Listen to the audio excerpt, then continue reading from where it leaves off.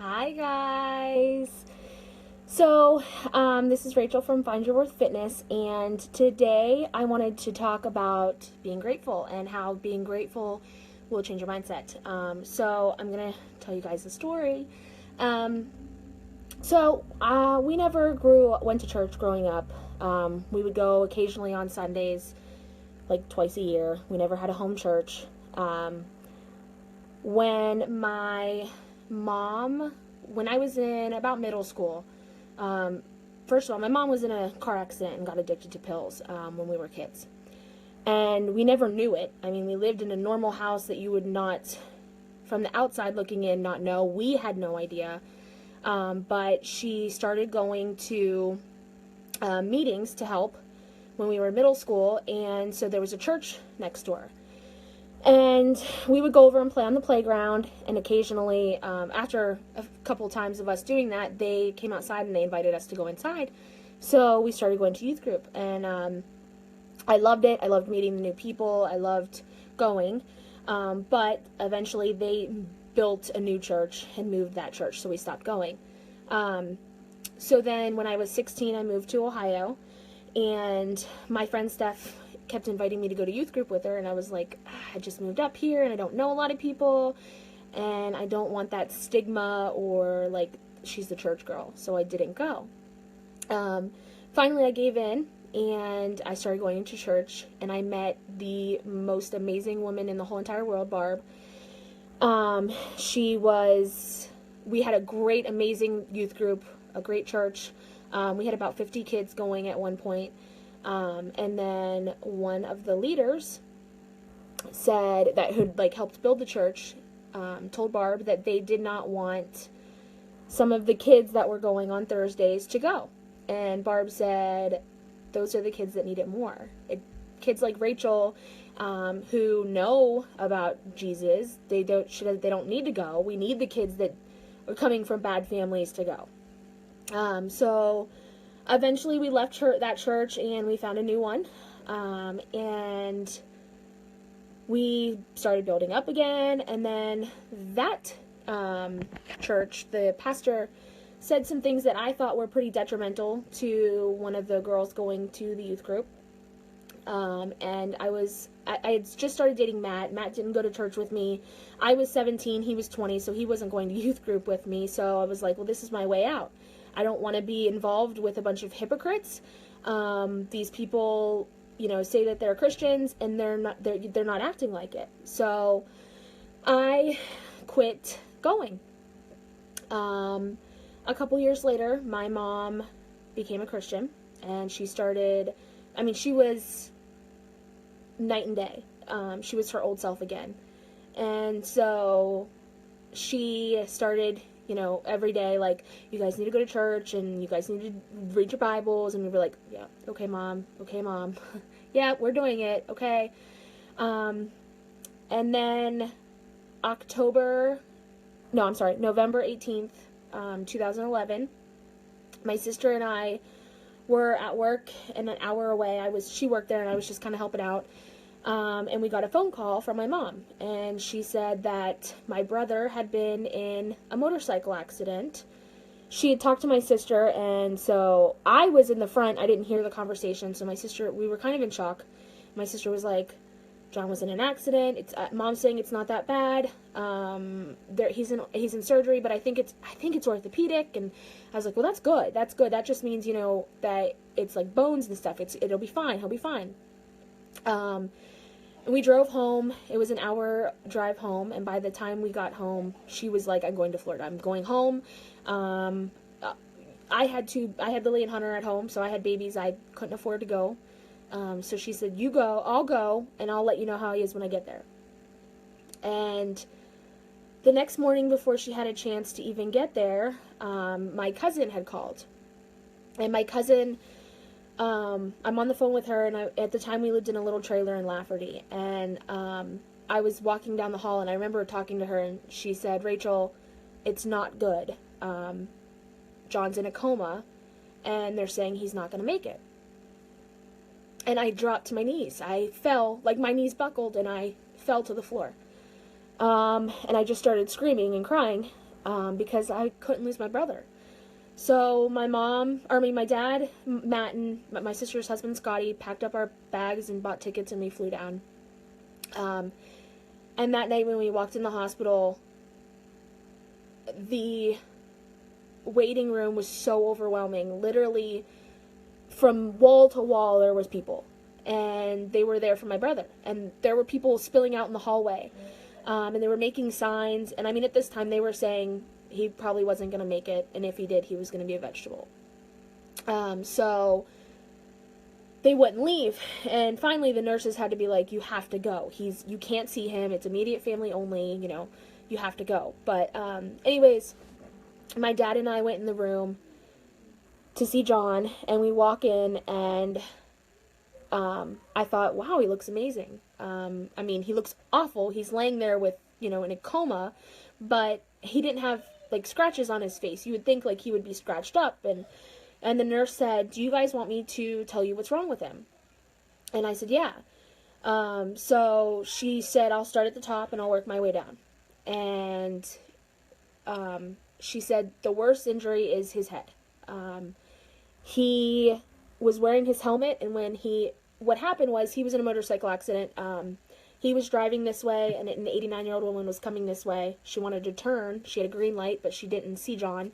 So she pulled out in front of him in a Crown Vic, and he didn't have time to stop, and he plowed into her. She said when he hit the car, his head snapped back, and the helmet snapped his neck, basically, at the spinal stem. Plus, he died on the scene, and then they revived him, and then he died on the operating room table twice. So, with the lack of oxygen and the brainstem injury, she said even if he makes it, he's probably going to be comatose for the rest of his life. She said he has several ribs broken. I think almost all of his ribs were broken. His sternum was cracked. He had punctured both lungs. He had internal bleeding. The doctor told my mom that his I forget what organ it was now that I'm talking about it, but it was basically like taking a watermelon off of an 18-story building and dropping it and letting it go. His arm was, they said, might need amputated. His muscle had been gloved, which basically means the muscle was removed from his arm. It's just skin now. He had to have several skin grafts. His legs were, I think his left leg was broken. I mean, those were like the minor injuries. The biggest one was his head injury. So the next day after we got there, my mom said, Rachel, I talked to the nurses and they're going to let this lady go in, and she's a prayer warrior from my church. And I think my eyes were going to roll. Like, I don't think they've ever rolled in the back of my head. I mean, I grew up knowing that there was a God and kind of going to church and going to youth group, but she said a prayer warrior, and I thought that sounds like someone in a cult. And I couldn't tell her no, so we went in, and John's laying there, and this lady starts praying, and she kept saying, Lord, breathe your life into him. Lord, breathe your, like, that's all I remember her saying was, Lord, breathe your life into him. And then she would go, Jesus, or Satan, you are not allowed in this room. I abolish you from this room. And I was like, this lady is crazy. She's nuts. But she just kept saying, Lord, breathe your life into him. Jesus, and just saying it over and over again. And she stopped, and her and my mom walked out of the room. And when we were going through like what was wrong with him, at the time I had been a medical assistant, and she had said this machine over here, there was 3 numbers, and the one number was what the machine was having him breathe at, because he was not breathing on his own, and the second number was what he was actually breathing. It wasn't very high, and then the third number was what he was breathing at with the machine. And she said that when the machine was breathing, if the number that hit, the middle number went over what the machine was breathing at, that meant that he was breathing on his own. So the prayer warrior comes in, and she's, Lord, breathe your life into him. And I was so uncomfortable. And so my mom and her walked out of the room, and I'm not even exaggerating you. I'm not, within a minute, within seconds of them walking out of the room, John started breathing over the ventilator. And at that moment, I knew without a shadow of a doubt that there was a God. So John was in a coma for 3.5 months, almost 4 months. That February, I think it was February. Yeah, that February, he was being transferred to the Shepherd in Atlanta, Georgia, which is a rehabilitation center specifically for car accidents, motorcycle, or sports injuries, things that will, younger people who need to be rehabilitated due to an injury. So I don't know why my light is so bright. I flew down to Florida to see him before he was transferred to the Shepherd. And when I walked into the room, John was laying in the bed, and his arms were up, and he would just kind of move forward like this. And my mom said that's posturing, and it's very common in injuries with your brain, and it doesn't mean anything. And he would follow you with his eyes, though. So most people, you think of being in a coma, most people think of like TV shows where you just open your eyes and you're awake, and that's not how a coma works at all. There's stages of it, and you can go forward, and you can reverse backward and go back and forth. And one of them was following with your eyes. So they said, he is showing signs of coming out of his coma, but we don't know the extent of the damage. With the lack of oxygen and with the brainstem injury, he's probably never going to talk or walk again. So, after a couple days of being there, I told my mom, I said, Mom, when he's posturing, he's only doing it when you or me come in the room, or Claire, his girlfriend. And I said, he doesn't do it when his friends walk in the room. He doesn't do it when the nurses come in the room or anyone else. He just does it when we do it. So he was flown to the Shepherd, and they worked with him, and he was out of his coma, and he was at the Shepherd for 2 months, and he had to literally learn, he was down to like 90 pounds, and we would get pictures of him in this, it looked like a door frame, and he was learning how to stand, and he had to learn how to walk, he had to learn how to go to the bathroom again, he had to learn how to feed himself. He started from scratch. And I, at the time, was kind of angry. I knew that God, because of what had happened with the prayer warrior, I knew that there was a God, but I was kind of angry. Why did you let this happen to our family? Why did it have to be my brother? So eventually John came home.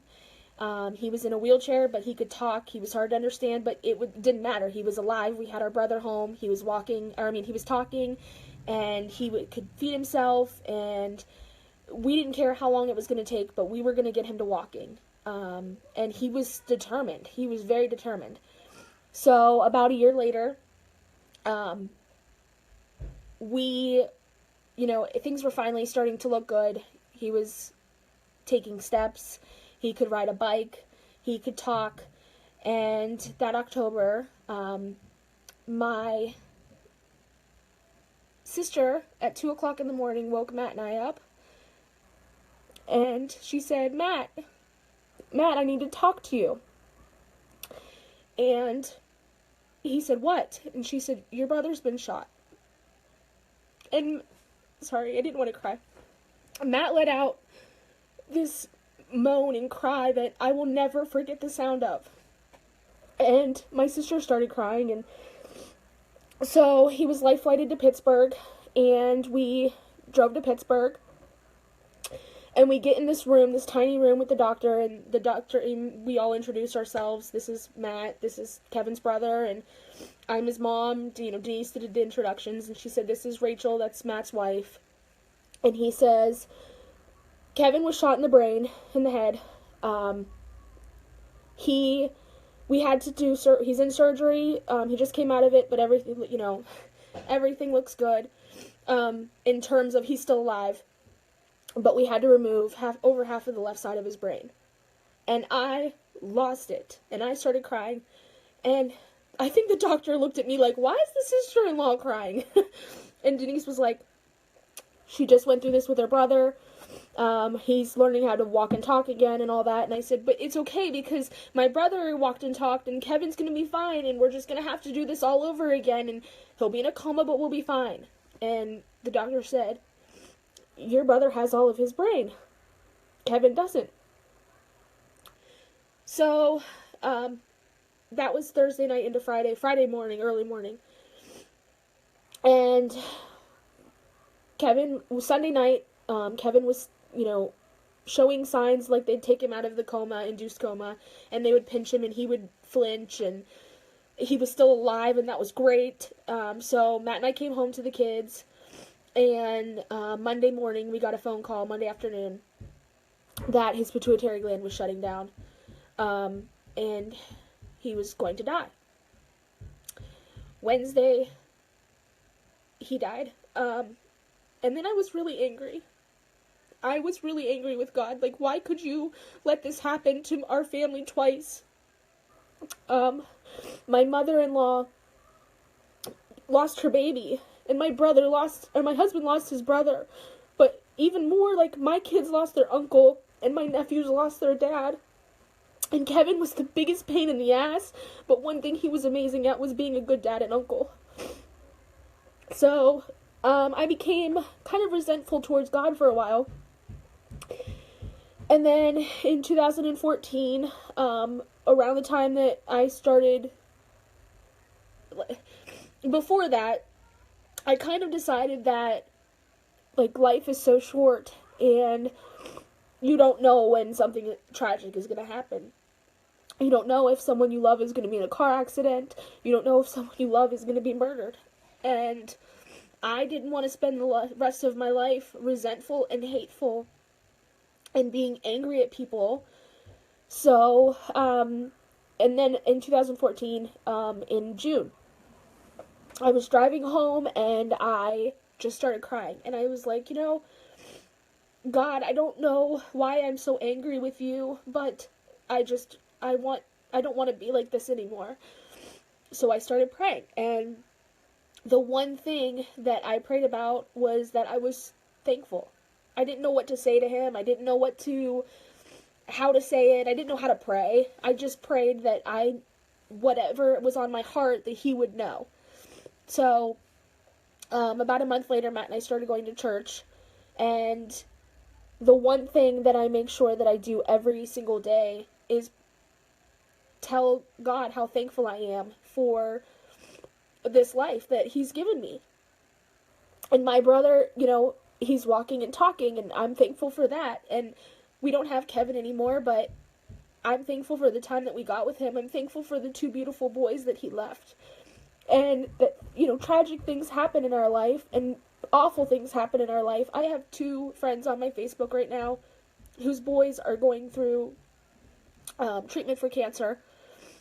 One, one's local, and I hope you dominate cancer, and the other one is overseas in Britain, and her little boy's dealing with it, and I can't imagine, but both of them are nothing but positive, and I think that they can teach us a great lesson. Tragic things happen, and I think when you wake up every day, and you start every day, and you say, thank you, God, thank you for this life, thank you for the roof over my head, and the job that I have that, I know I don't want to go to work, but I have a job, and we have a roof over our head, and we have food on our table, and we're healthy, you just have to be thankful for what you do, and when you change your mindset to become thankful, and you just start saying thanks, I think it really, truly changes your life. I, try to be a better person now. I want to spread love. I want to be kind to everybody. I have people in my life that I once hated, and I don't anymore. I've let that hate go, because you have to be grateful for what you have, and you have to be thankful, or you're going to spend your life miserable. So that is my emotional story for today. Try to just wake up every day and be thankful for the life that you've been given, and that you're here. Bye, guys. Love you.